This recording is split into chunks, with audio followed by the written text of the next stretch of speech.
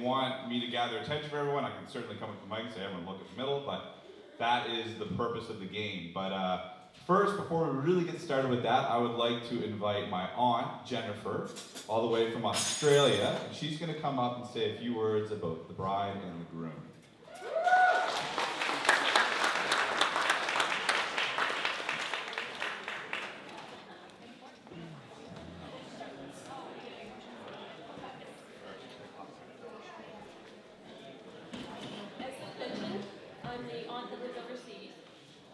And 20 years ago, I was home here in Nova Scotia. Sorry. Can't hear me? I can hear me. Can you hear me? Is it coming through? Now, Brian, how do I turn it up? Yeah, I got it.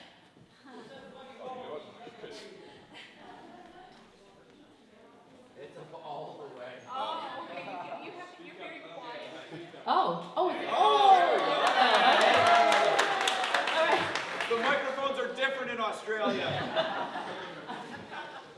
So, what I was saying was that Luke had mentioned that I'm the aunt that lives in Australia. Oh, that didn't sound very Australian.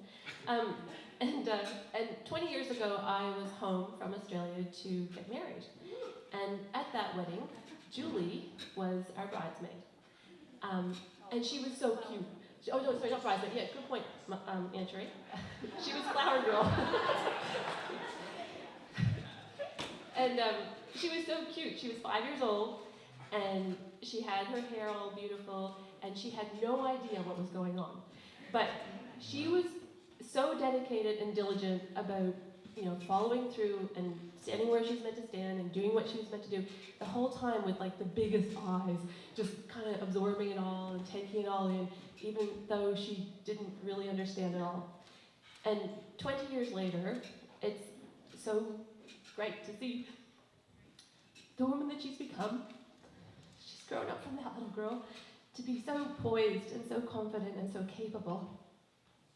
Still dedicated, still always doing the right thing, but very much a grown-up, a true grown-up, a woman that I'm very proud to have as a niece. I'm also really grateful that she invited me to say a few words on behalf of the bridesmaids who I've connected with to kind of get some tips about things that they might want to cover. And there was a few themes in what came through, because Julie's pretty consistent. So, one of the things about Julie is that she's dedicated.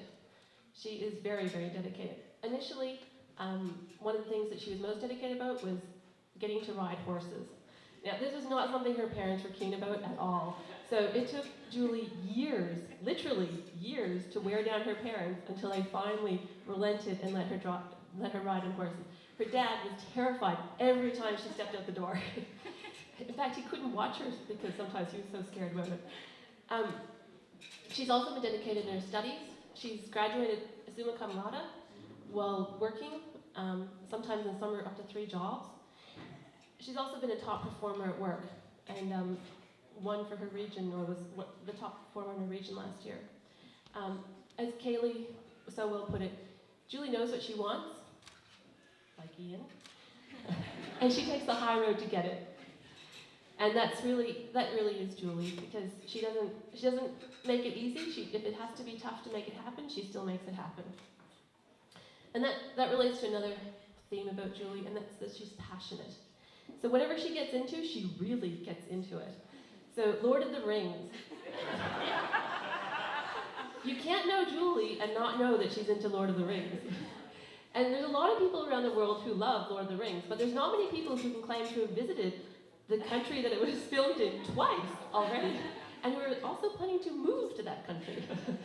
So she really gets into her things. And also she's passionate about travel, which I can relate to. Actually, most of her family can relate to.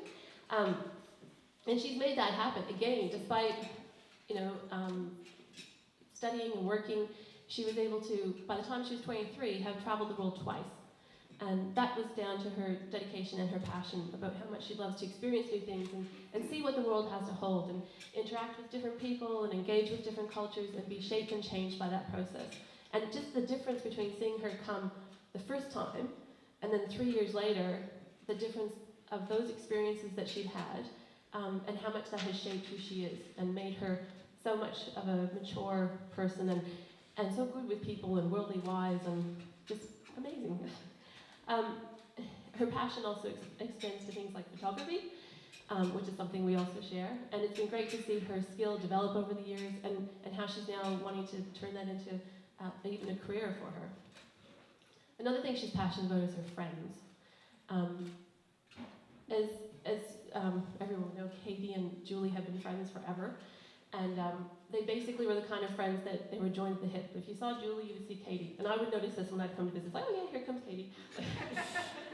Because, they're kind of just a part of each other's lives. And they would talk every day. They would have sleepovers every weekend. They would even call each other just to listen to each other on the phone while they did other things. So Julie has no limits when it comes to someone she's into. She's really into them. And I've seen this as well with Ian.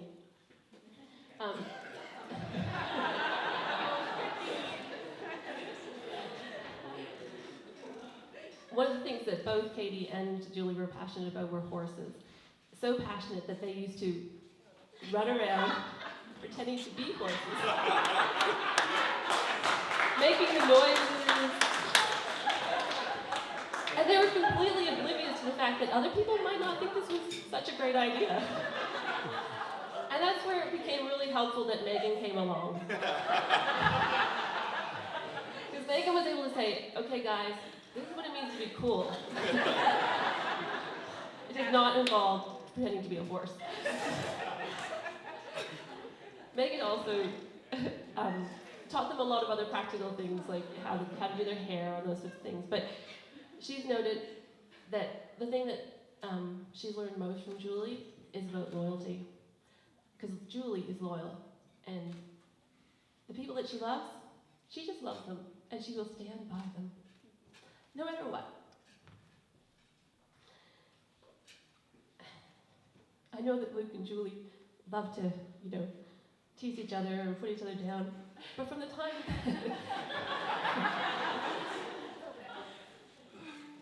that they were little, they always also played really well together.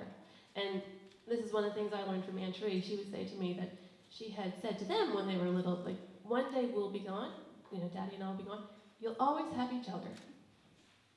And they've always had each other. They've always had each other's back. So, as much as they may tease and as much as they may complain, they actually do really love each other. And Julie's also been loyal. Oh, Luke was telling me actually about, he's loyal on his side too. When Julie first went overseas, his car was flooded with the tears that he shed because he was worried about his little sister. His little sister who often looks after him, but he still really cares about her.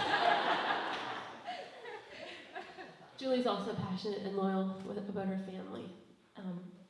She makes that journey to Ingonish every year.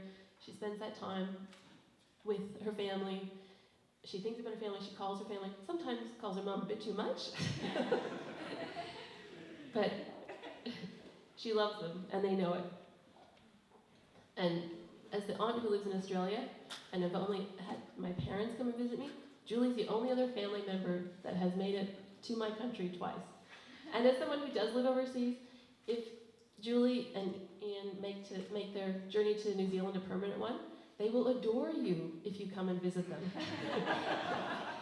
They will really, really love you, so it's worth making that effort, and they will make it great, trust me. Because Julie does everything well, so she would be a great hostess. Also 20 years ago, when we were in the wedding preparations for our wedding, I went to visit Doug and Aunt Cherie one weekend, and as happens, talked her into the wedding. And Luke and Julie were running around. They were playing some game that kept bringing them past us. And one time, Doug stops Julie and he said, "Hey, Julie, what kind of person do you want to marry when you grow up?" And Julie thought for a moment. Someone like Luke.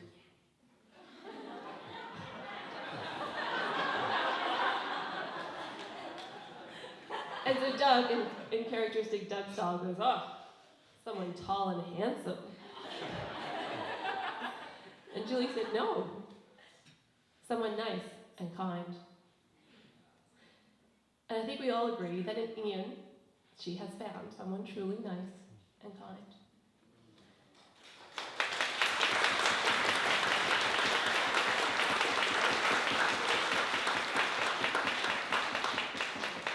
And that dedication and passion and loyalty that she has is something that she will carry in her relationship with him, and that the two of them will be able to make a beautiful relationship with everything that he brings as well.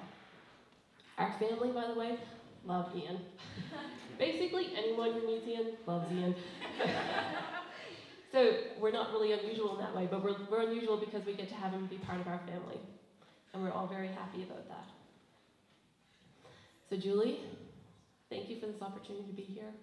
Thank you for being the wonderful person that you are, the beautiful niece, the wonderful wife, and a person that we're all grateful to have known.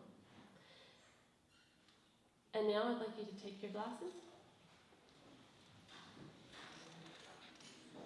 and with me give a toast to Julie and Ian.